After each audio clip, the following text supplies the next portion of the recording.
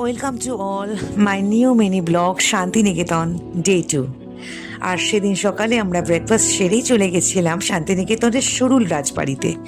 এত সুন্দর অভিজ্ঞতা, এত সুন্দর একটা রয়্যাল ফিল হচ্ছিল, বলে বোঝানোর মতো না। ভীষণ ভীষণ ভালো লাগছিল। আর সেখানে গিয়ে আমরা একটু গুনগুন করে রবীন্দ্রসঙ্গীত গেয়ে নিলাম, পুরানো সেই দিনের কথা।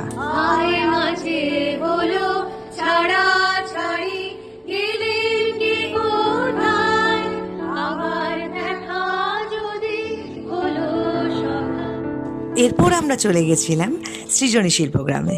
খুব সুন্দর অ্যাটমসফিয়ার, ভীষণ সুন্দর পরিবেশ, আর সাথে ওই আদিবাসীদের ডান্স পারফরমেন্স একদম মন ভালো করে দিয়েছিল।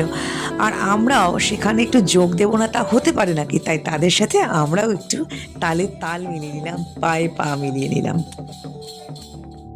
এরপর চলে গেলাম শান্তিনিকেতনের ফেমাস হাট সোনাঝুরির হাটে, যেখানে কি না পাওয়া যায়, ডোকরার জুয়েলারি থেকে শুরু করে সমস্ত রকম জিনিস। তাই টুকিটাকি কিছু তো কিনতেই হলো, তাই না?